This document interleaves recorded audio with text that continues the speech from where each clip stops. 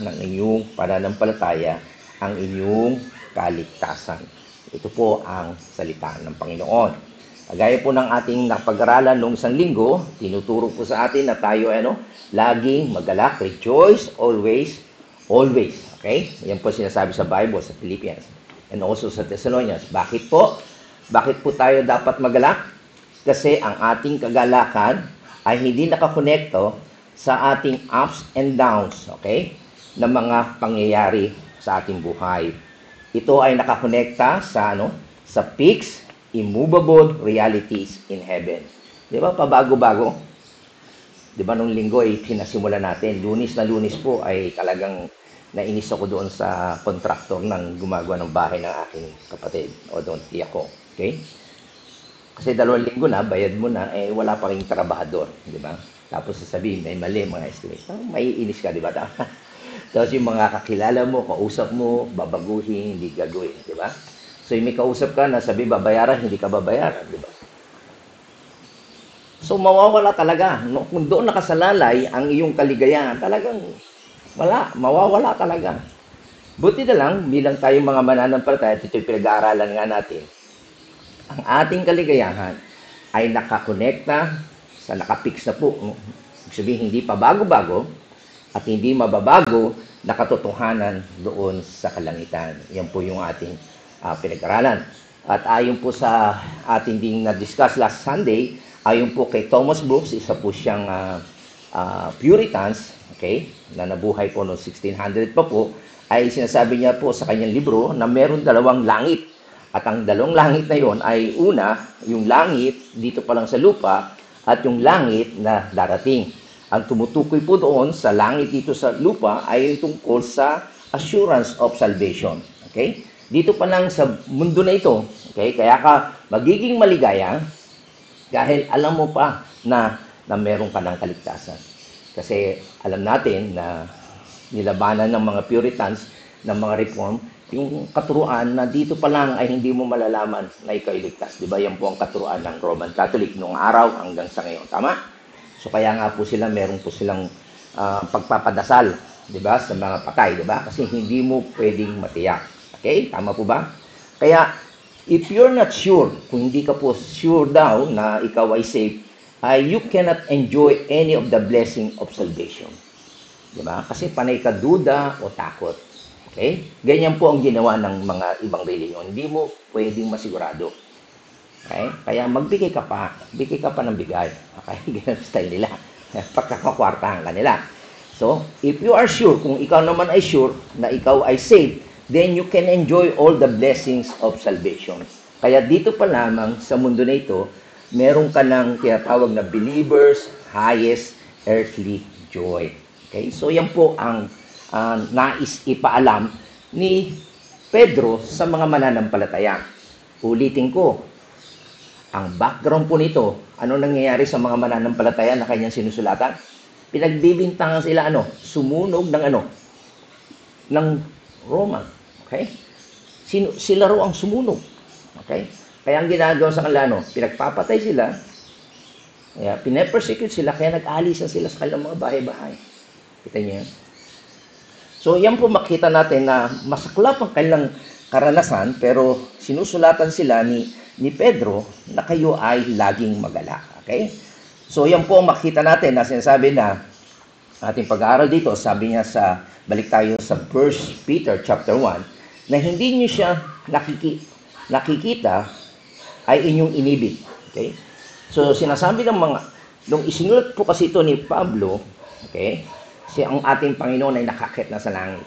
So, never nilang nakita physically si Jesus Christ. Pero, iniibig na sila. Okay? Nabagamat ngayon ay hindi nyo siya nakikita. Okay? Hindi pa rin nyo nakikita. Okay? Gayunman ay sinasampalatayanan. Kayo'y nagagalak na totoo na may galak na hindi masayod at puspos ng kaluwalhatian. So, makita po natin yung 2 word na ito. Okay? Na yung love and believing, kahit hindi mo pa nakikita. Okay? So, nagagala ka na, sabi nga sa wikang Ingles, unspeakable. Wala pong kataga o si Webster Dictionary na makakapag-describe ng kagalakan ng mga mananampalataya sa kabila ng kailang dinaranas. Okay? At punong-puno ito ng kaluwalhatian. So, ang tinutukoy po dito makikita natin ni Pedro ay patungkol po sa inheritance, okay? Yung relasyon nila sa ating Panginoon at doon po yun sa kalangitan, okay? So, dito makita natin na hindi rin po yung totoo na yung to see is to believe, di ba? Kinakailang makita mo para ka maniwala. Ito mga mananampalataya ito, hindi pa nila physically nakikita si Jesus Christ, yung inheritance na ipinagkakaloob ng Panginoon, promise, pero nananampalataya na po sila. Okay? I hope na maintindihan niyo po yun. And then dito makita natin, if you know you are saved by what you believe, malalaman natin na tayo ay ligtas sa magitan ng kung ano yung ating pananampalataya. Kaya napakahalaga po yung pag-aaral ng doktrina. At pangalawa, ay yung kung sino ang iyong iniibig. Okay? Then your joy should be inexpressible, okay? And it should be full of heavenly glory.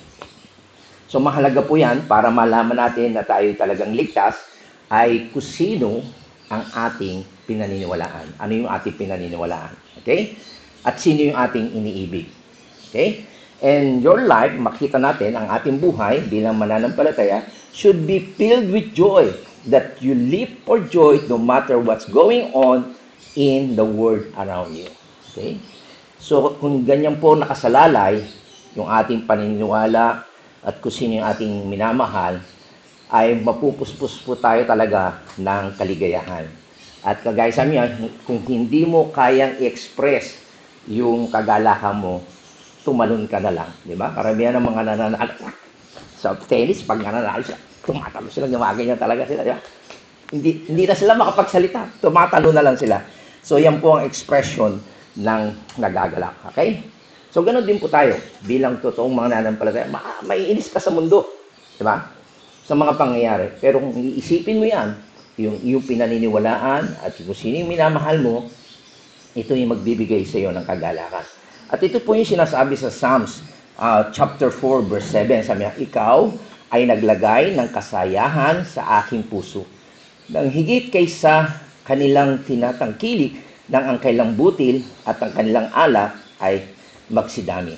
Okay? Sabi sa English, thou had put gladness in my heart more than yung halimbawa ay sabi po dito kapag marami kang ani at umi-increase yung wine mo, di ba? Pagka kinakain mo at iniinom. Tontuwa yung iba, di ba? Pag maraming kinakain, maraming iniinom, nagagalak sila. Higit pa ho doon ang binibigay ng Panginoon. Siya yung nagbibigay ng gladness sa ating puso. Ang sabi pa po dyan sa Isaiah 35 verse 10, ang pinagtubos ng Panginoon ay magbabalik at magsiparoon, nag-aawitan sa Sion. At walang hanggang kagalakan ay mapapa sa kanilang mga ulo. Sila ay magtatamo ng kasayahan at kagalakan, at ang kapanglawan at ang pagbubuntong hininga ay mapaparang. Okay? So yan po makita natin na katangian, no? Bibigyan sila ng awitin, na bibigyan sila ng everlasting joy upon their heads, and they shall obtain joy and gladness and sorrow and sighing shall flee away. So, yan po makita natin na ibig ko sabihin, kasama ng ating kaligtasan ay bibigyan tayo ng Panginoon ng gladness and joy. Okay? Kaya pag alam mo na talagang ikaw ay ligtas, safe ka na, bibigyan ka ng joy, ng gladness and joy. Okay? Yan po sinasabi sa Isaiah chapter 61 verse 10. Ako'y magagalak na mainam sa Panginoon, at ang kaluluwa ay magagalak sa aking Diyos sapagkat binihisan niya ako ng damit ng kaligtasan. Kanilang tinakpan ako ng balabal ng katwiran gaya ng kasintahang lalaki na puputong ng putong na bulaklak at gaya ng kasintahang babae na gayak sa kanyang mga hiyas. Okay? So yan po makita natin kapag talagang ikaw ay ligtas, merong kagalakan. Sabi niya, I will greatly rejoice in the Lord. My soul shall be joyful in my God. Okay? Tapos bibihisan kanya of salvation. Nakikita ko dyan pag sinusundo ko si ng Brother Jojo, yung mga taga-iglesia dyan, makikita mo yung mga bata pa lang, binibihisan na ng anong kulay. Puti, di ba? Yung mga ibang church diyan, lagi sila nakaputi. Kasi sa Bible talaga, makita natin na bibihisan kanya ng puting pangkasal. Okay? So, yung mga hindi pa nakakaranas ng kasal, ay ikakasal tayo sa Panginoon. Diba? Yung mga babae talagang gustong-gusto nila na sila yung susuotan ng puti at ikakasal. Galak na galak sila. Ganyan po yun. Okay? Symbolic po yun. Okay? So, kahit na ano, araw-araw kayong puti, kung wala naman kayong kaligtasan, na giginubos kayo ng Panginoon, bali wala rin yan. Tama? Mapuputikan pa nga yan pag umulan eh. Tama no? Naiinis ka, putikan to. Sapatos mo na ayaw mo, di ba? So, hindi po yan. Ang kagalahan talaga ay yung maranasan mo ang kaligtasan. Damit kaligtasan po ang tinutukoy ko dito. Okay? Binihisan niya po ng damit ng kaligtasan. Salvation. Symbolic lang po yung ginagawa nila. Maraming mga simbahan ngayon. Pero tanungin mo sila kung ligtas, hindi nila alam. Tama? So, ang ating itinuturo dito, at tinuturo ng Biblia, na dito pa lamang sa mundo, pwede mo nang malaman na ikaw ay ligtas. At kapag alam mo yun, yung may assurance ka of salvation, ito yung magbibigay sa iyo ng kagalakan. Tama? Ganito po yung sinabi ng anghel kay Maria. Sabi sa kanya ng anghel, huwag kang matakot, sapagkat narito, dinadalang ko kayo ng mabuting balita ng malaking kagalakan na sa siya sa buong bayan. So ito po yung sinabi ng anghel kay Maria na, I will bring you good tidings of great joy, which shall be to all people. Ang tinutukoy po dito yung pagdating ng ating Panginoon, kapanganakan. Okay? At tingnan nyo, ano yung sinasabi ni Pablo sa mga taga-Thessalonica, okay? Patungkol sa kaligtasan kailang natanggap. Sabi niya, ang magandang balita, lubos naming pinaniniwalaan na ipinapahayag namin sa inyo, hindi lamang sa magitan ng salita, kundi sa magitan din ng kapangyarihan ng Espiritu Santo. Nakita niyo kung paano kami namuhay sa inyong piling. Ito ay ginawa namin alang-alang sa inyo, namuhay kayo ayon sa aming halimbawa at ayon sa Panginoon. Nang tanggapin ninyo ang magandang balita, okay? Nung natanggap nila yung gospel, sabi niya, dumating kayo ng napakaraming paghihirap. Okay? Maraming paghihirap. Gayub naman, sabi niya, taglay rin ninyo ang kagalakang kaloob ng Espiritu Santo. So, ito po makikita natin, no? May mga preacher ngayon, kapag tinanggap mo ang Panginoon, kapag ikaw ay nanampalataya, wala ka ng hirap. Mali po yun. Nakita po natin dito, dumanas po sila ng maraming paghihirap, kagaya ng sinusulatan ni Pablo, ni Pedro. Diba? Kapag ikaw ay mananampalataya, galit ang mundo sa iyo. Okay? Pero sa kabila noon, ay mayroon silang kagalakan. At itong dahilan din kung bakit isinulat ni Juan sa kanyang epistles. Sabi niya, ang mga bagay na ito ay aming isinulat upang ang ating kagalakan ay malubos. So, wikang English, that your joy might be full. Okay? So, yan po ang makikita natin. So, makita natin ang kagalakan is the benchmark. Ito po yung reference ng talagang ikaw ay binago na ng Panginoon. Okay? Kung talagang mananampalataya ka, kahit ang mundo ay galit sa iyo. Okay? Kasi ikaw ay namumuhay sa katwiran. Sinusunod mo ang Panginoon, sila hindi. Maiinis talaga sa iyo yan. Diba? Pero bakit? Yung joy ay benchmark o basehan ng talagang tayo binago na ng Panginoon. Kasi bakit? Anong dahilan? Because your eternity is settled. Yung mangyayari sa eternity, yung pag ikaw ay namatay, naayos na. Hindi kagaya ng iba, pag namatay, saan ka man naroroon. Nakita niyo? Hindi alam kung saan pupunta. Naglalakbay. May 90 days, may 40 days pa, mga kaluluwa kung saan-saan. Ganyan, di ba? Hindi mo alam. Pero ang mananampalataya, yung kailang patutunguhan pagkatapos silang mamatay, inayos na ng Panginoon. Wala tayong katatakutan sa mangyayari after we die. Ganyan. Kaya kahit may sakit ka, wala kang pangpagamot, okay, mamatay ka man, okay, hindi mo lang kinakatakutan yan. Kasi alam mo, okay, yung patutunguhan mo. Maliwanag po ba? Yung iba hindi. Di ba? Pero alam niyo po ba na dumaranas din tayo na yung kaligayahan na meron tayo ay nadidiminish po yan, nababawasan. Kagaya po ng nangyari kay David. Okay? Na alam natin si David ay nagkasala, di ba? Kinuha niya si Bathsheba at yung asawa ni Bathsheba si Urias ay napapatay pa. Dinala niya sa gera, namatay. Kinuha pa niya. At nagkaroon po ng anak sila at yung anak po ay namatay din. Yun ang parusa sa kanyang kasalanan. Kaya anong nangyari sa kanya? Ito yung kanyang panalangin. Okay? Sabi niya, ibalik mo sa akin ang kagalakan ng iyong pagliligtas at alayan ako ng kusang espiritu. Restore unto me the joy of thy salvation and uphold me with thy free spirit. So maliwanag po dito na ang kaligtasan ay hindi nawawala.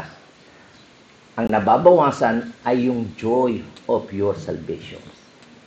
Maliwanag po ba? Bagamat mananampalataya tayo, nagkakasala tayo, every time na nagkakasala tayo, nababawasan yung joy. Kasi ang joy is the assurance is a gift of the Holy Spirit to an obedient believer. Kapag tayo ay masunuring mananampalataya, ay bibigyan niya tayo talaga ng assurance of salvation. Okay? At iyon po yung gift ng Holy Spirit. At nababawasan po ang kaligayahan nito, nagpe-fade away kapag tayo ay nagkakaroon ng pagkakasala katulad po nangyari kay David. Pero tandaan po natin, kapag talaga tayong ligtas o yung may kaligtasan, ang kagandahan po ng kaligtasan na ito ay may built-in joy. May kalakip na kaligayahan doon. Diba? Kapag ikaw ay maligtas, diba? Mayroong kaligayahan.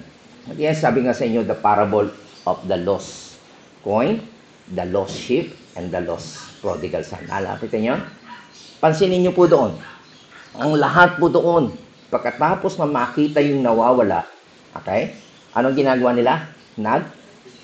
Sasaya sila. Ang sabi nga, sa isang kaluluwa, okay, na nagbalik loob sa Panginoon, nagsisi, ano sabi? Ang mga anghel sa langit ay ano? So, ganun po tayo. Kapag naligtas tayo, hindi ikaw lang ang masaya, ang kalangitan ay nagsasaya. Kaya meron pong built-in joy. So, ano ang alalahanin mo sa mundo na ito? What do you care what happened in this life? Okay? Tandaan po natin, ang ating buhay dito sa mundo ay panandalian lamang. Parang isang hininga lang yan compared to eternity. Okay? So, isipin nyo, tingnan nyo. Nakita nyo yung ocean? Di ba? Halimbawa sabihin natin, ang buhay natin parang isang timba. Patak-patak lang tayo, isang timba. Ilang timba ng tubig compare mo sa ocean? Hirap, di ba? Ang hirap ata bilangin mo yun. Ganon po, ang ating buhay, maiksi lamang. Compare mo sa kaluwalhatiang ibibigay sa ilang Panginoon. So, anuman ang sinasabi ni Pedro rito, anumang hirap na dinaranas ninyo sa kasalukuyan nung sinusulatan niyo yung mga mananampalataya, pinapatay kayo, pinarurusahan kayo, pinagbibintangan kayo ng kasinungalingan. Okay? Anong sabi ng Panginoon? Sabi niya mismo kay Jesus Christ, mapalad ang mga inuusig ng dahil sa kanilang pagsunod sa kalooban ng Diyos. Yun ang binabanggit ni Pedro sa kanyang mga sinusulatan at that time. Kung kayo man ay pinag-uusig, mapalad kayo sapagkat mapapabilang sila sa kaharian ng langit. Pupunta kayo sa kalangitan. Sabi niya, mapalad ang mga nilalait, inuusig ng mga tao, pinaparatangan ng lahat ng uri ng kasamaan na pawang kasinungalingan ng dahil sa akin. Totoo po yan. Kapag kayo ay sumusunod sa Diyos, paparatangan kayo ng kasinungalingan. Kahit na anong buting gawin mo, masama sa kanila yan. Pero sabi ng Panginoon, mapalad kayo. Magala kayo. Happy, ibig po sabihin yan. Blessed. Kita niyo yan? Pero sa mundo, bakit ganoon? Right? So, yan po makita. Kaya, ano ang aalalahanin natin? Okay? For you have your Father in heaven who take cares of you, everything. Kaya huwag kayong mag-alala. Kung ano man ang paratang sa inyo, nakasinungalingan dahil sa inyong pagsunod. Kasi nagmamalasakit ang iyong amang nasa langit. Okay? So, no matter kung ano man ang sabihin o gawin ng mundo sa mga believer, okay, dapat tayo ay laging nagagalak. So you get that joy when you makikita mo na kapag ikay talagang nagagalak, ay makikita mo na totoo ka na nasa Panginoon. At kung ikaw ay totoo, makikita mo na binago ng Panginoon ang iyong nature kasi nga you believe the gospel and you love the Savior. Okay? Maliwanag po ba yun? Okay. So yung kagalakan natin ay talagang nakasalalay sa ginawa ng Panginoon. And then, balik tayo dito sa ating text. Okay? Sa 1 Peter chapter 1, verse 6, sabi niya, ito'y dapat ninyong ikagalak. Okay? Yung kahit pine-persecute kayo. Sabi niya dito, kahit na maaaring magdanas muna kayo ng iba't ibang pagsubok sa loob ng maikling panahon. Bakit tayo magagalak? Magbalik tanaw lang po tayo. Okay? Una, sabi nga kaya tayo nagagalak kasi pasalamat tayo sa Panginoon, sa ating Ama, na tayo binigyan niya ng habag, di ba? At dahil sa kanyang mercy, binigyan niya tayo ng panibagong buhay. At sa magitan ng kaya tayo binigyan ng buhay sa magitan ng muling pagkabuhay ng ating Panginoon mula sa libingan. At ito'y nagbigay sa atin ng a living hope, hindi dead hope, okay? Tapos, dahil doon, meron tayong, binibigyan niya tayo ng kayamanang hindi masisira, walang kapintasan, at di kukupas anyon sa langit. Okay? Kaya sa iyo, sumasampalataya, iniingatan kayo ng kapangyarihan ng Diyos habang hinihintay nyo yung kaligtasan na hiyag sa katapusan ng Panginoon. So, dito po makikita natin yung tinatawag na napakahalaga yung ating pinaniniwalaan. What you believe. Okay? Ano yung pinaniniwalaan natin? You believe in God the Father. And you believe kanino? Kay Lord Jesus Christ. Di ba? At naniniwala po din tayo sa kanyang habag. At dahil sa kanyang habag, okay, binigyan niya tayo ng new birth. Maliwanag po ba yan? Na naniniwala tayo na ang Diyos ay pumili at sa magitan ni Jesus Christ ay tayo tinubos niya at siya tayo ay kinahabagan niya, hindi dahil sa ating merito o nagawa natin, kundi naawa lang siya sa atin. Kaya ni-regenerate niya tayo, okay? Kita nyo? Binigyan niya tayo ng bagong buhay, di ba? Yung pag-aralan natin kay Nicodemo, may relihiyon siya, di ba? Sabi ng karamihan ng tao sa ngayon, may relihiyon sila, dadagdag lang nila yung paniniwala kay Jesus Christ. No. At sabi ni Jesus Christ, you must be born again. Ibig sabihin, alisin mo lahat ng pinaniniwala mong mali. Ako lang paniwala mo. Christ alone. Okay? Yan po yung ating doktrina. Okay? Christ alone. Grace alone. Faith alone. Okay? So you believe that being born again gives you a living hope. Yung born again po ay yung regeneration, yung pagkilos ng Diyos. So parang kay Nicodemo, bago uli. New. Okay? Bibigyan kanya ng living hope at yung hope na ito ay bibigyan kanya ng eternal life na ito ay nakasalalay saan? Sa resurrection ni Jesus Christ from the dead.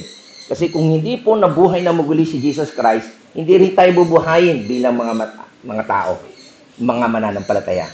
At hindi lang po niya nabuhay na muli, ay napagtagumpayan niyo po ang kamatayan. Okay? At para lang po ito sa sumusunod sa kanya o nananampalataya sa kanya, sa mga elect niya. Okay? Ito po yung doctrine of limited atonement. Okay? Hindi para sa lahat yung kamatayan o kabayaran. Okay? So, ang bunga po noon, okay, kapag na-born again niya tayo, binigyan niya tayo ng buhay na walang hanggan, naniniwala tayo that we have an inheritance. Okay? Pamana. Usually, ang pamana ay lupa po yan. Kagaya ng bansang Israel, may pinamana. Di ba? Na anong klaseng pamana? Ito ay kayamanang hindi imperishable, hindi masisira, walang kapintasan, at Hindi kukupas na saan? Saan yun? Sa langit. Hindi sa Forbes Park.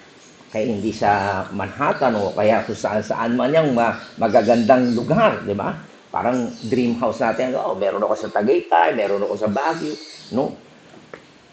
Sa amin, paso lang. Pastor, ako nga wala eh. Okay? Don't worry, kapag ikaw ay mananampalataya, may pamana ang Diyos sa iyo. Saan? Sa langit. Okay? So, ang best life natin ay hindi dito sa lupa, kundi sa langit. Okay? Kaya ang tanong, bilang mga mananampalataya, okay? Why are you living a Christian life? Bakit ba tayo nabubuhay bilang mga Kristiyano? Bakit tayo lumalakad kasama si Kristo? And why are you part of the Church of Christ? Bakit? Bakit kayo napunta sa church? Bakit tayo nagse-celebrate as a church? Okay? Bakit nga ba tayo nabubuhay kasama si Kristo? Okay? Hindi dahil we expect something in this life. Marami kasi po yan ganyan, di ba? Yung paniniwala ng iba. Bakit merong po sinasabing simbang gabi? Ano sinasabi? Buuin mo yan. Ano meron ka? Ba't may mga panata sila? Tama? Ba't napunta sila ganito, linggo, tuwing Sabado, tuwing Biyernes? Diba? Meron kasing ine-expect sila something in this life sa mundo. Tama? Siguro yung iba sa inyo, yung iba talagang nagdadasal sila, meron gano'n para pumasa sa board exam. Diba? Meron silang ginagawa para magkatrabaho o magkaanak. Tama? Pupunta sa ganito. Okay? Ganun ba rin tayo? Yan po ang panghihikayat ng maraming church ngayon. Kasi may ibibigay sa iyo prosperity, yayaman ka, gagaling ka. Ikaw naman, expect mo naman. Diba? Pero tandaan po, ang sinasabi ng Biblia, higit pa po doon ang ipinagkakaloob ng Panginoon. You're headed to heaven, and that's eternal. Yan po ang hindi kaya ibigay ng mga bulaang tagapagturo. Lulukuhin nila kayo. Pupunta kayo sa langit, pero sa totoo lang hindi kayo pupunta sa langit. Ako niyan? Huwag kayong gumaya sa mga tao. Sabi niya, nangaral kami, nagpalahis kami ng demonyo. Pero sabi niya, hindi ko kayo kakilala. Kasi napangakuan sila ng mali katuruan. Okay? I hope na sana maintindihan nyo. Huwag tayong maghangad, huwag tayong magpaloko sa mga inaalok ng mga bulang tagapagturo. Prosperity, health, wealth. Ganyan po, karamihan po pumupunta sa church dahil yan. Pero tayo, hindi natin ine-expect ang bagay dito sa lupa. Ang mahalaga na ipinagkakaloob ng Panginoon ay dadalhin niya tayo sa langit at ito ay pangwalahan. At hindi lang po yan. Ngayon pa lamang, alam na natin, we have escaped everlasting hell and punishment. Hindi na po tayo pupunta sa impyerno at paparusahan. Okay? Nakakatuwa po yan. Kaya po tayo ay nag-rejoice in the gospel because you understand that it is divine mercy dahil po nahabag po ang Diyos sa atin at binigyan niya po tayo ng bagong buhay at pinangakuan niya tayo na na bubuhayin na muli dahil po binuhay na muli si Jesus Christ. Kaya nakakaroon po tayo ng heavenly inheritance na puno-protektahan ng Diyos, and from your standpoint, your faith is so permanent. Okay? Permanente po yung pananampalataya nyo. It never let go of that confidence. Hindi po mawawala po yan. Maliwanag po ba? Bigyan ko kayo ng magandang istorya. Sa Old Testament, alam natin yung istorya ni Job. Kilala niyo po ba si Job? Si Job po ay sabi niya ay nilipol ang kanyang anak at naubos ang kanyang kayamanan. Okay? Ang sabi po diyan, bibigyan ko lang po kayo mabilisan. Okay? Nagkakainan daw po, nagiinom ng kanyang mga anak sa bahay ng kanyang panganay. Tapos dumating po, walang ano-ano, dumating kay Job ang niyang tauhan. Sinabi, kasalukuyan pong pinag-aararo ang mga baka at nanginginain naman ang mga asno. May dumating na Sabadeo, kinuha nila, ninakaw ang mga baka at asno, pinatay po ang mga kasamahan ko, pero merong natirang isa para siya ang mag-report. And then sa verse 16, sabi niya, hindi pa natatapos yung isa, ito na, nagbabalita yung isa. Pero nang kasunod na naman, sabi, tinamaan po naman ng kidlat, yung tupa, at mga pastor na nag-aalaga ng tupa. at ako lang natira. So may nag-report na naman. At sabi niya, hindi pa halos natatapos. So, di pangatlo. Okay, sabi niya, magsalita ang isa, dumating na naman isa, sinalakay po naman ang 3 pangkat ng kaldayo, at sa yung mga kamelyo ay pinatay, at ang mga kasamahan ko, ako lang po ang natira. So, meron na naman nag-report. Tapos sa verse 18, sabi niya, hindi pa rin tapos magsalita yung isa. Kita niyo, sunod-sunod ha. Huwag ka sabihin, may problema. Ano ba ito? Hindi ba tapos-tapos? Sunod-sunod ha. Sabi, habang ang mga anak po ninyo nagkakain na, sasaya sa bahay ng panganay, ano lang yan? Hinampas ang napakalakas na hangin ng bahay at tumaksak na baksakan po at namatay po ang lahat. Kung ikaw, katakot, 3 sunod-sunod, 4 na sunod-sunod na balita tungkol sa iyo, anong mararanasan mo? Okay? Ano sabi ni Job? Sa kabila ng pangyayaring ito, hindi niya sinisi ang Diyos, kaya't hindi siya nagkasala laban sa Kanya. Kapasin niya, hindi material na bagay. Kayamanan, baging pamilya niya. Okay? Ano yung nangyari? Bakit nangyari kay Job yan? Kasi itong nangyari, hindi alam ni Job na may pag-uusap pala ang Diyos at si Satanas. Ano sabi ni Satanas? Sabi ni Satanas, tingnan nyo sumasamba kaya kayo si Job kung wala siyang nakukuha mula sa inyo? Parang yan gano'n, di ba? Kaya ka sumasamba dahil meron kang makukuha material na bagay. Tama? At yan ang panghihikaya talaga ng diablo. Abasin niya, material na bagay, iaalok niya sa inyo. Tingnan nyo, sabi niya, inaalagaan ninyo siya at ang kanyang pamilya at ang lahat ng ari-arian niya. Pinagpapalad niyo ang lahat ng kanyang gawin at halos punuin ninyo ang kanyang kayamanan, ang buong lupain. So, prosperity, tama?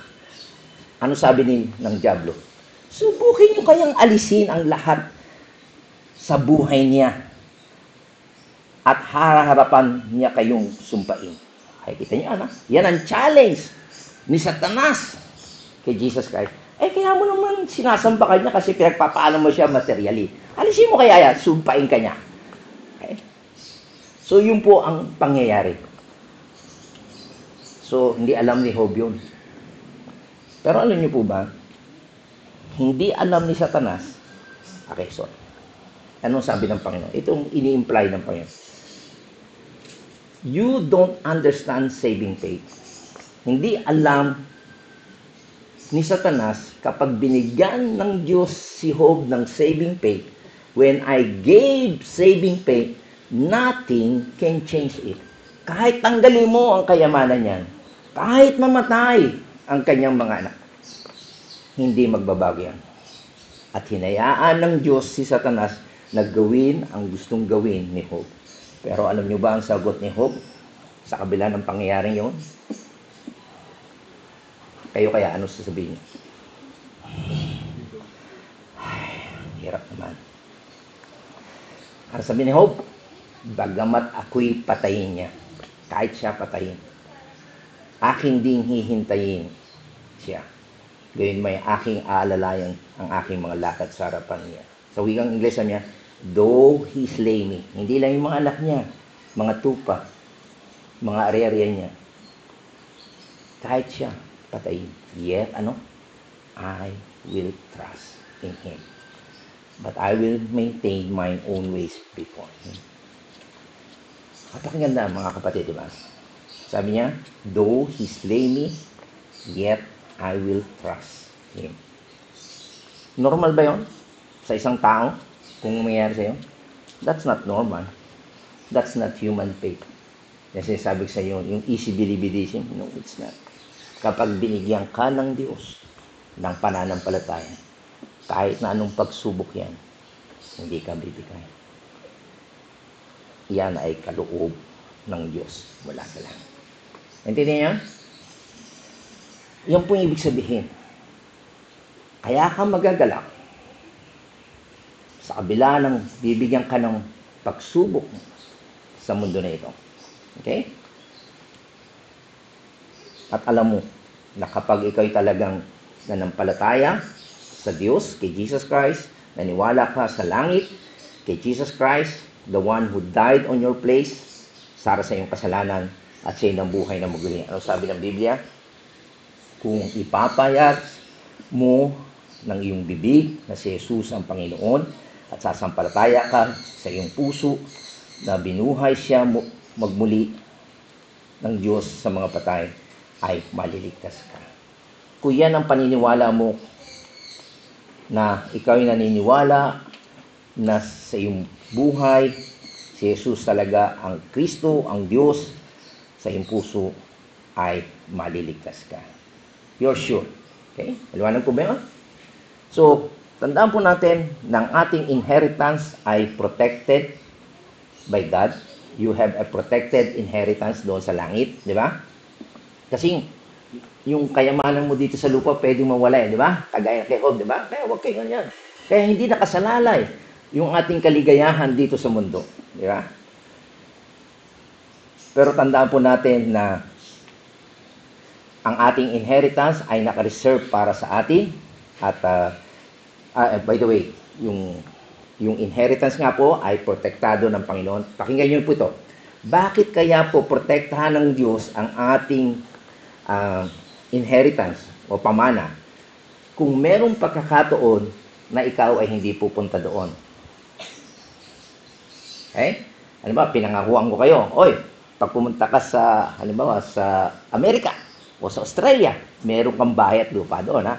Pangako ko sa'yo. Kung protekta, ingatan ko yung bahay mo. Tapos wala ka pa ng chance pumunta doon. Okay? Bakit kaya puprotektahan ng Panginoon kung hindi ka makakarating doon?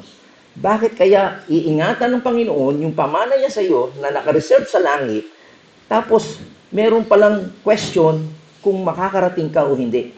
O kaya naman, mababaliwala. Ay, nagbago isip ko. Okay? So, tandaan po natin, hindi po ganoon ng Diyos. Okay? Protektado po ng Diyos. Kaya niya pinoprotektahan yan, sabi niya ay, hindi lang ikaw ang pinoprotektahan niya, you have a protective inheritance, and in this, you greatly rejoice. Diyan po nagmumula ang ating kaligayahan. Ikaw, bilang mananampalataya, iniingatan ka na ng Diyos at iingatan pa ng Diyos ang inianda niyang lugar para sa iyo sa kalangitan. Maliwanag po ba? Okay. So, yan po yung makikita natin na sinasabi ng Biblia. Okay? Pero tandaan po natin, sa mundo na ito, okay, life offers all kinds of circumstances. Iba-iba po nangyayari sa atin. Merong good or bad, merong mga happy or sad, but heaven never changes. Ang langit po ay hindi nagbabago. Your internal inheritance never change. Hindi po yung magbabago kung ano yung pinangako ng Diyos sa inyo personally. Kasi ito ay naka-reserve para sa iyo. There is no possibility that it would ever be given to anyone else na magbabago yung nangako sa iyo. Diba, meron ganon? O nung bata ka, halimbawa ako, sabi ko ay, kalbasa, isa pa lang apo ko, o papamanahan ko si Sammy, baka magkaanak din yung aking anak, o kaya mayroon pang apo, ay, nagbago na isip ko. Pwede, no? Ang tao, nagbabago isip ko, lalo, pasaway yan, hindi ko na, ayoko na, nagbawi ako. Pero ang Diyos po, hindi. Pag pinangako niya sa iyan, walang tsansa na mababago yan. Kasi, bakit? Before the foundations of the world, hindi ka pa nga nalilikha. Wala ka pang ginagawa, pinangakuan ka na . Kaya hindi nakasalalay ito sa iyong performance. Naintindihan niyo yun? That's your joy. Kaya mapalad ka kapag nakasulat ang pangalan mo. Okay? Kaya ang sabi ni Pablo sa Romans chapter 5, verse 52, sabi niya, sa pamagitan ng pagsampalataya kay Jesucristo, tinamasan natin ang kagandahang loob ng Diyos at tayo nagagalak dahil saan? Sa pag-asa. Na tayo makakabahagi sa kanyang kalwalhatian. Alam natin. Kaya po pag-asa, hindi pa nangyayari. Tama? Kasi nga yung salvation natin, iniligtas tayo, inililigtas, at ililigtas yung final and fullness of salvation. Yun yung sa kalangitan. Umaasa ka. Liwanag? Kaya, habang tayo nandito sa mundo, ang tinuro po ni Pablo, ilagak ninyo ang pag-iisip sa mga bagay na nasa itaas. Huwag sa mga bagay na nasa ibabaw ng lupa. Set your affections on things above, not on things on earth. Kasi kung titingin ka lagi sa kapitbahay mo, sa kaklase mo, sa mga kasama mo, matuingit ka. Bakit ako walang ganun? Tama. Bakit siya bago? Sasakyan bago, maganda sa bahay niya. Bakit bago cellphone niya, bago ganito niya? Ba't ako hindi? Sige, may bago ka cellphone. Hindi, kunyari lang. Bukas, nanakaw. Ano na mangyari sa'yo? Nakaw, iyak ka, di ba? Tama, no? Kaya huwag mo nga rin magkaroon ka cellphone, bagong bahay, yung bago, masusunog. Tama, wala. Nanakaw yung galigaya mo. Tama po ba ako? Kaya ang turo ng Panginoon, you set your things above. Ano yung pinangako ng Diyos? Asahan mo yung mga kapatid? Hindi mananakaw yun. Hindi magiging obsolete yun. Hindi mape-phase out. Di ba? Mga bagong cellphone, obsolete na kagad after a month. May bago na naman. Niloloko tayo ng mundo. 1, 2, 3, 4, hindi matapos-tapos yung iPhone na yan kung ano-anong version na yan. Tama. Maingit ka lang eh. Pero maraming tao ganyan. Isang writer daw ay nagsasabi na para raw sumakay ka sa train, di ba? Ang train ay may dalawang side, di ba? Isang right side and left side. Okay? Halimbawa, papunta kaming Baguio, halimbawa, sa this coming Tuesday. Di ba? Pag umakyat ka ng Baguio, may bundok sa kanan, sa kaliwa, mga bangin, di ba? So, ibig sabihin, habang naglalakbay tayo, merong portion na panay bundok lang, wala kang makikita, panay dirt lang, tama?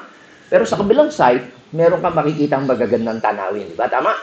So, ganun din po tayo. Habang naglalakbay tayo papuntang langit, meron tayong makikitang mga pangit sa ating tanawin habang naglalakbay tayo. Hindi pa tayo pupunta sa langit. Pero meron mga bagay na talagang nagbibigay sa atin ng sigla. Ako po, kapag ako'y nai-stress sa buhay, naman nung araw, talang ka dyan sa Tagaytay, titingnan mo yung magagandang tanawin. Yung nakikita mo ang Panginoon, yung kanyang kapangyarihan, kagandahan ng kanyang. Ganoon po yun. Dapat ganoon po habang tayo'y nalalapit sa Panginoon, we have a pure heart, we can see God. Not physically, kundi yung sa lahat ng creation niya, sa mga pangyayari sa buhay mo, nakikita mo ang Diyos ang umipilo sa iyo. May sample, di ba sabi ko nga sa inyo nung kami pumunta ng Nueva Ecija, na yung pagtigil, yung pagdumi ng aking apo, gumano. Sorry po. Tumigil po kami, and then yung pagtigil po namin ay may dumaang ipo-ipo. Nakita ko yung kapangyarihan ng Panginoon, yung protection niya. Diba? Kung hindi ka po malapit sa Panginoon, hindi ka laging tumitingin sa Diyos, sa kapangyarihan ng Diyos, hindi mo i-appreciate yung mga ganong pangyayari. So, bilang mga mananampalataya, tayo po ay dumaraan sa mga iba't ibang bigat na mga pagsubok sa buhay natin. Minsan ay dala-dala natin yung mga unfulfilled aspiration, yung mga pangarap natin na hindi matupad. Meron po namang mga broken promises, yung merong nangako sa iyo tapos hindi naman tinupad. So marami pong mga disappointment sa ating buhay. So parang tayo, habang nakasay tayo sa train, okay, dapat paniwalaan natin yung mga katotohanan. Okay? Pumunta tayo sa window, okay, na makita natin yung kabutihan ng Panginoon. Okay? So, kasi sabi sa Biblia, sabi niya, ito'y dapat yung ikagalak. Habang tayo naglalakbay sa mundo na ito, magalak tayo. Kahit na sabi, maaaring magdanas muna tayo ng iba't ibang pagsubok. Ang tanong, ganong katagahan yung aming pagtitiis? Ano sabi ng Biblia? Sa loob lang ng matagal ba?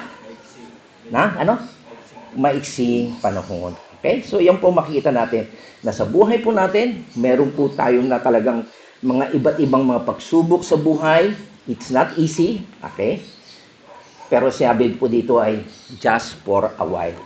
Kailangan po yon. Masakit pa man, iba-ibang klaseng pagsubok, pero kailangan po natin. Why? Anong dahilan? At makikita po natin yan sa verse 7. Anong dahilan?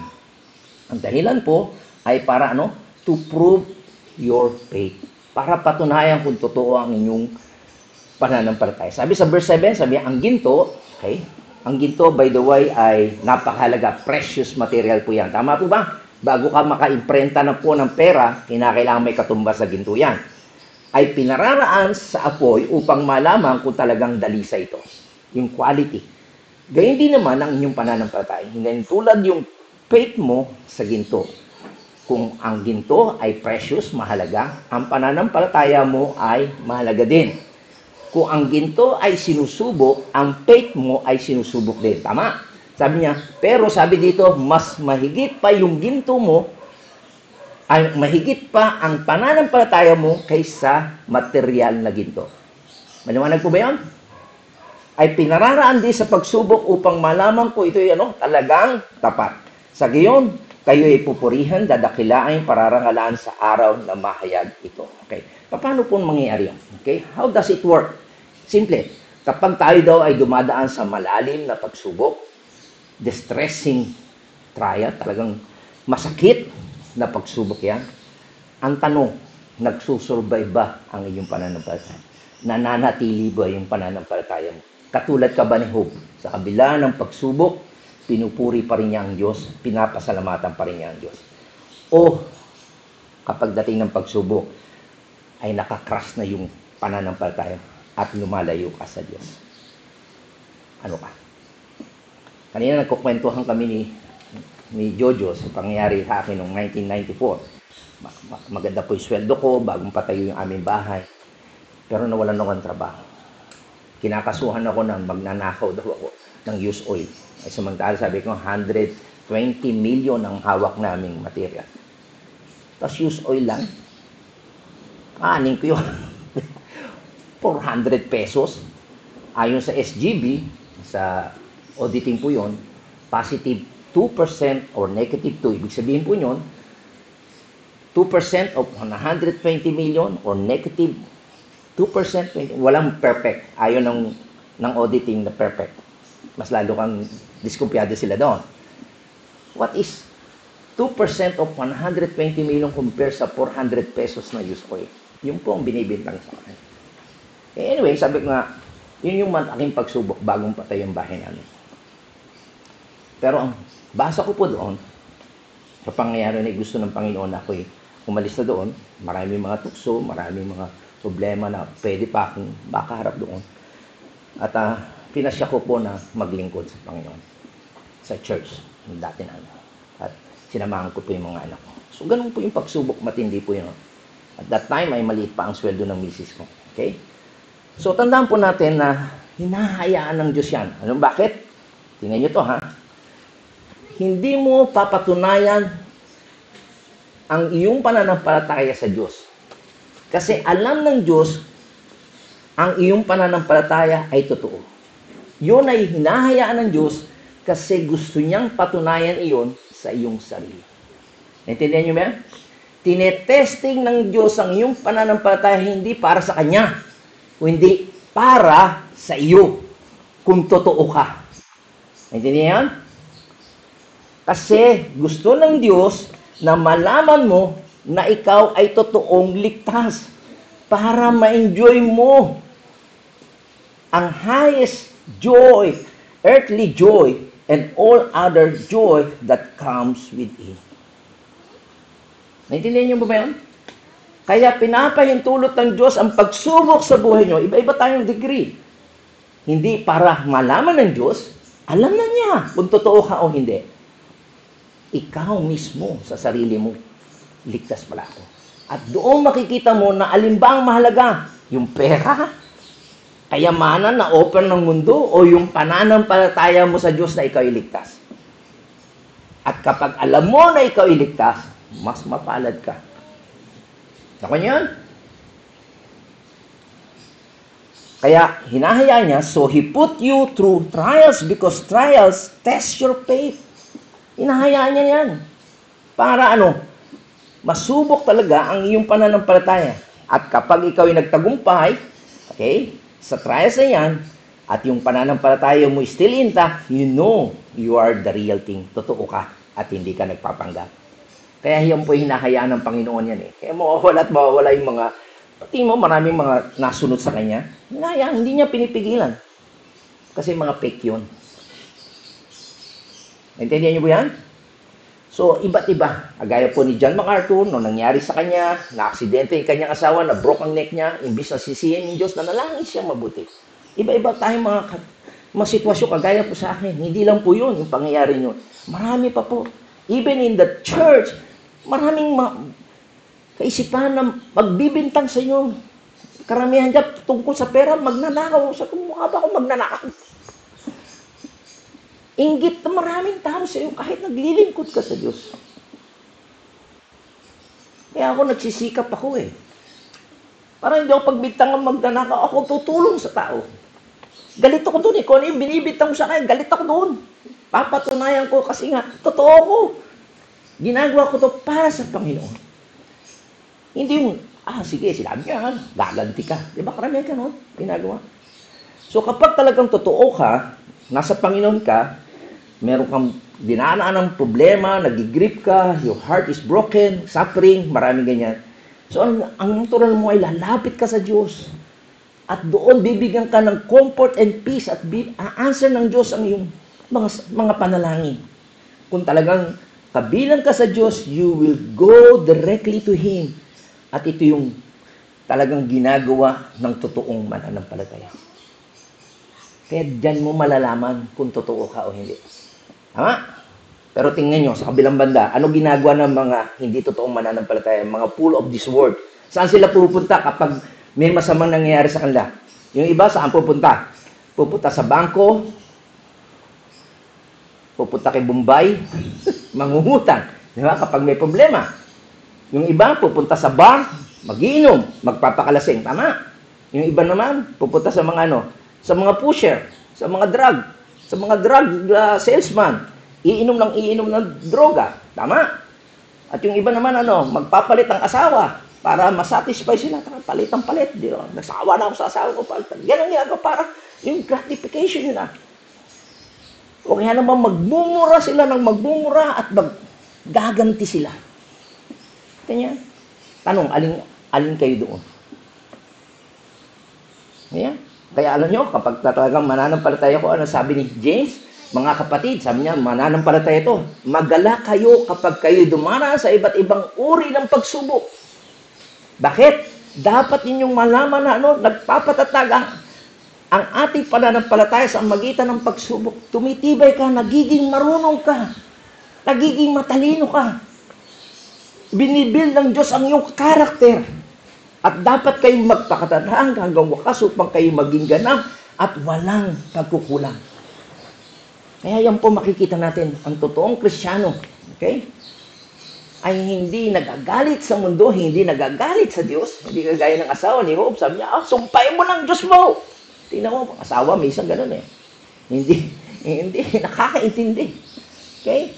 So tandaan po natin, kapag hinayaan ka ng Diyos sa trials, para malaman mo ang pananampalataya mo ay totoo.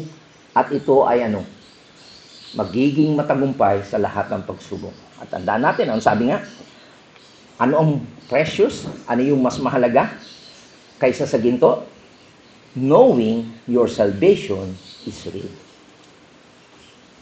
Diba? Maraming tao nagpapakamatay sa ginto, papakamatay, diba? Pero mas maganda po, mas higit sa ginto na malaman mo ngayon pa lamang ay totoong ligtas ka. Kaya ako, wala po akong ginto. Hindi ako mahilig yan. Pero mga maraming tao, pinakikita, pinagpa-proud yung mga ginto. Tama? Mahalaga para sa kanila.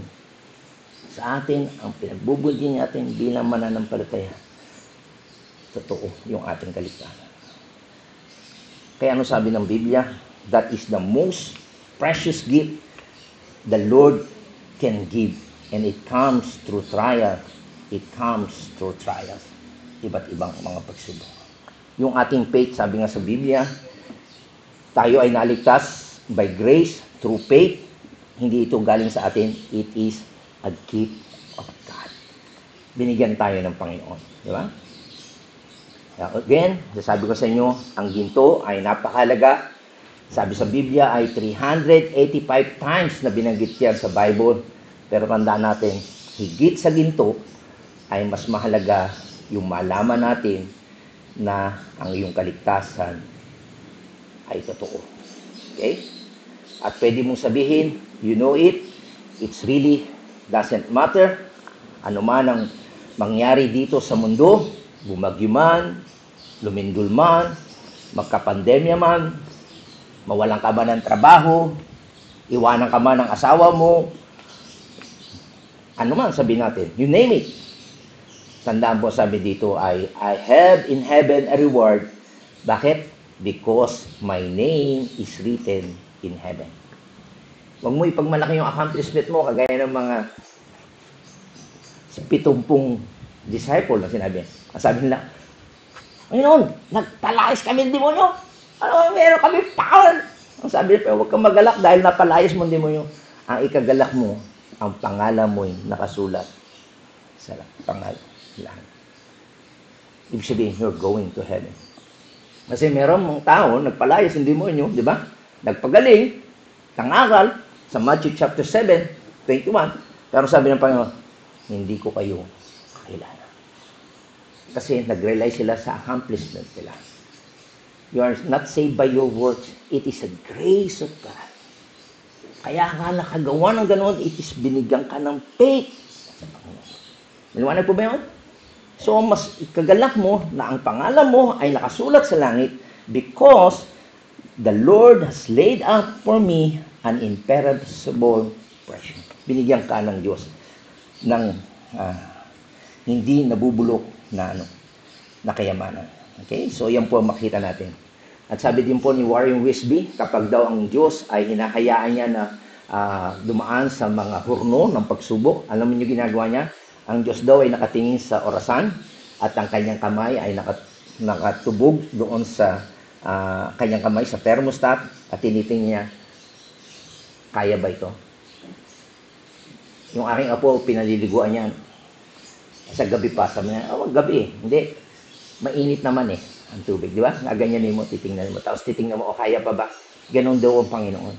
Tinitingnan niya, kapag dumadaan ka sa pagsubok, kagaya ng ginto, dadaan sa apoy, titingnan niya, kaya pa ba to? Kaya pa ba?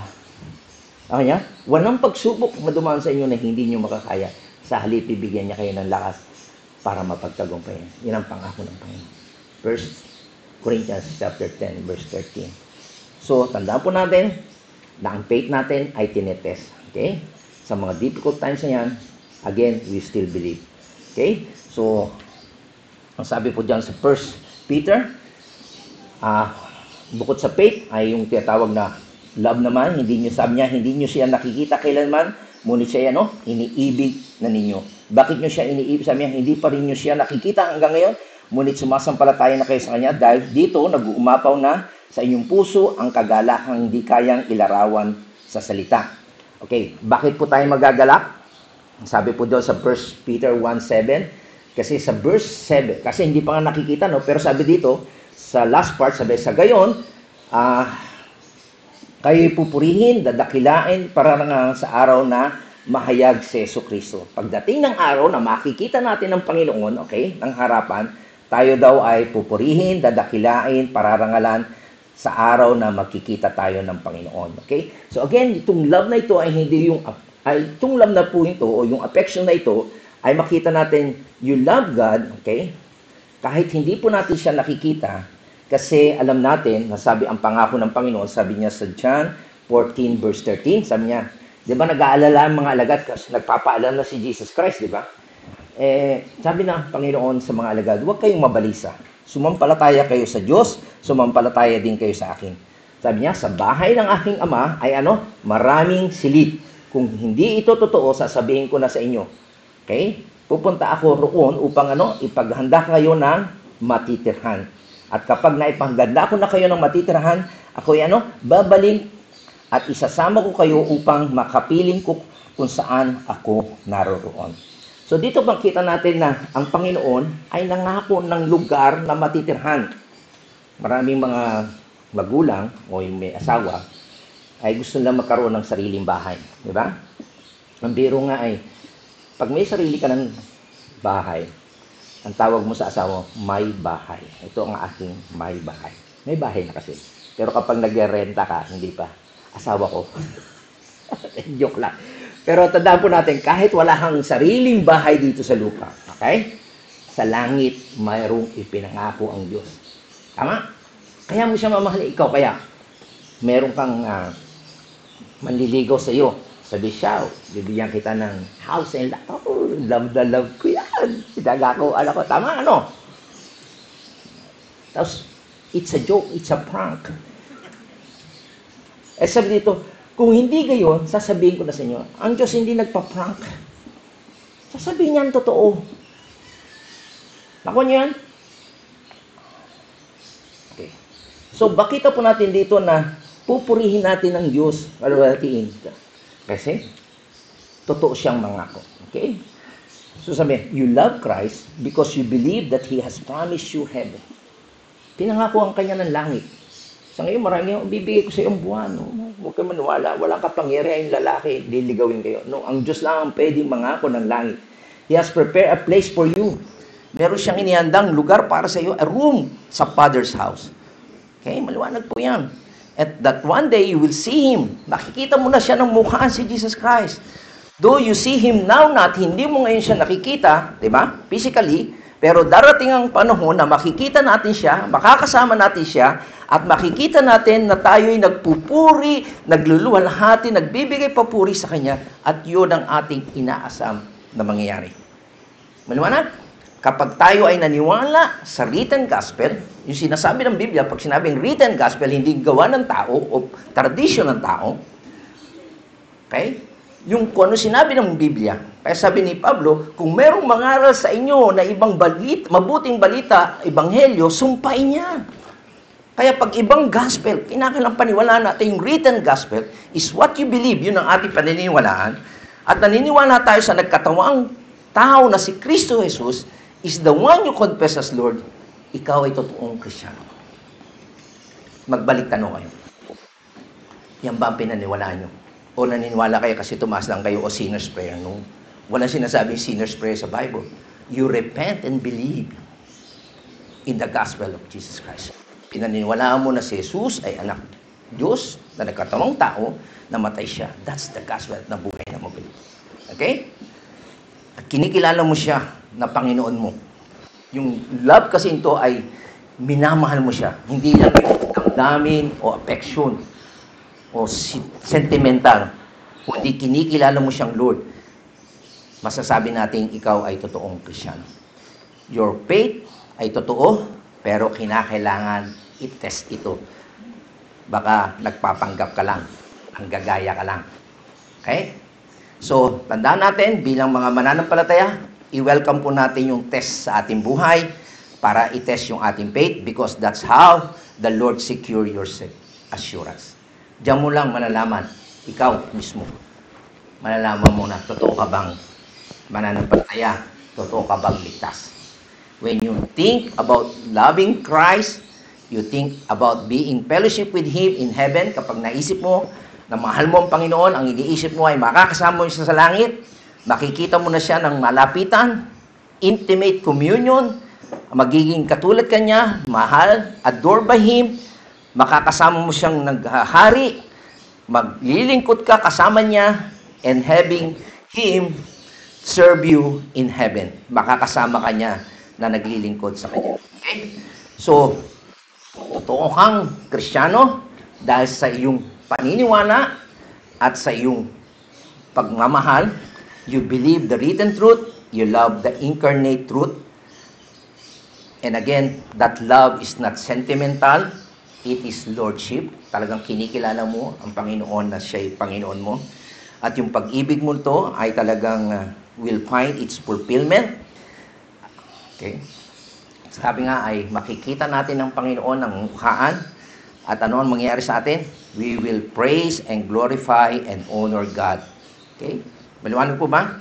Kaya sa katapos-tapusan mga kapatid, sa ating pag-aaral na ito, makikita natin binibigyan ng malaking pagpapahalaga ni Pedro sa mga alagad, sa mga mananampalataya na kanyang sinusulatan, sa kabila na sila'y pinepersecute, pinagbibintangan, pinararatangan ng kasinungalingan, mahalaga yung kailang pananampalataya sa Panginoon at yung kailang pag-ibig sa Panginoon.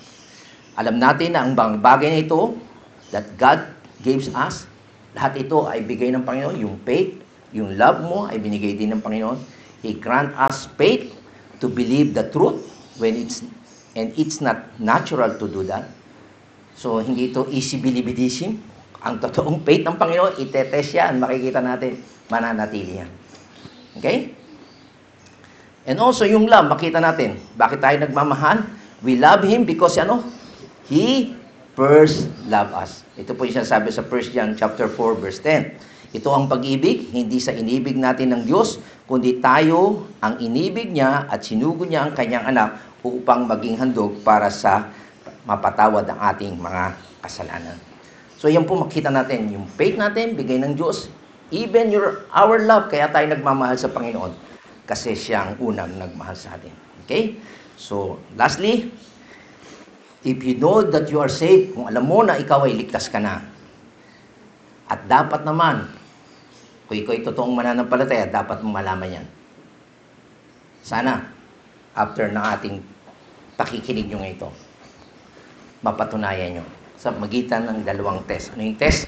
Your faith and love sa Diyos.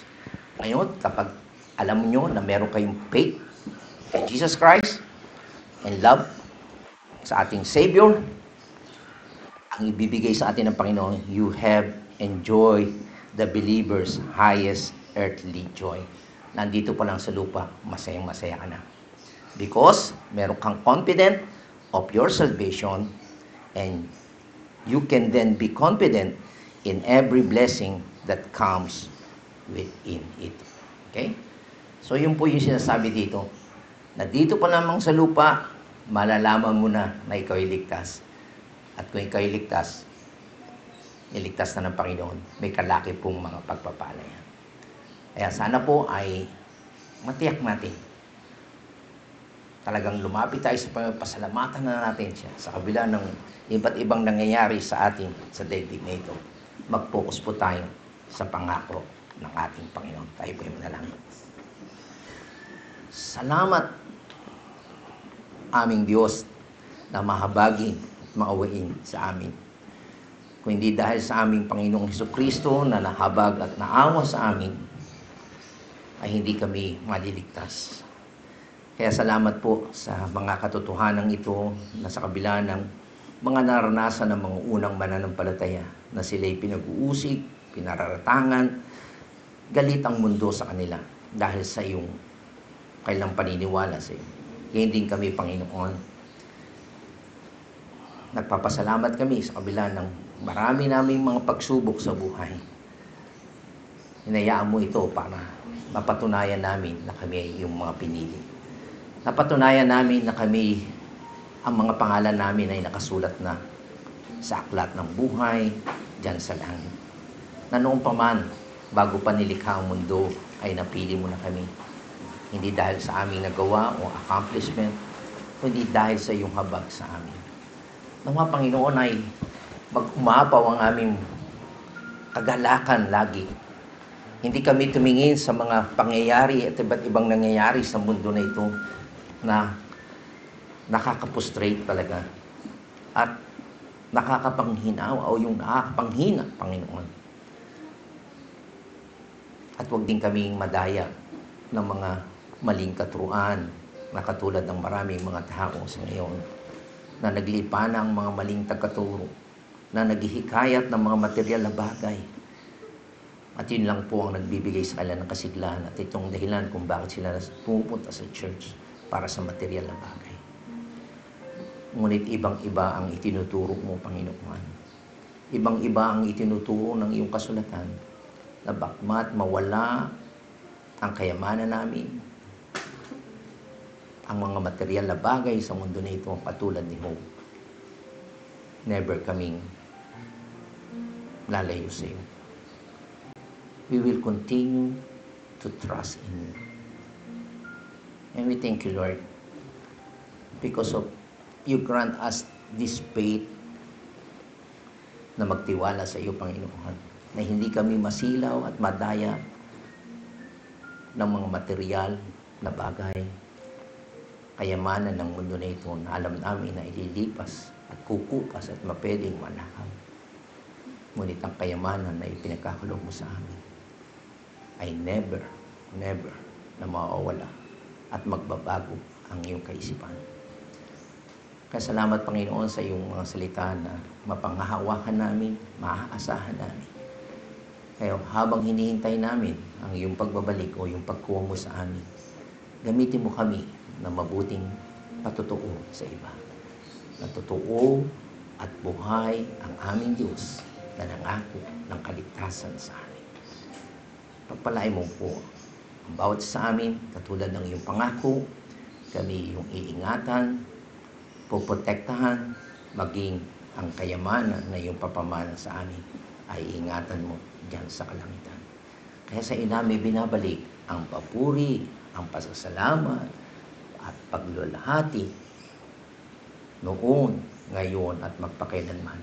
Sa pangalan ni Jesus, ito po ang aming dalangin. Amen at Amen.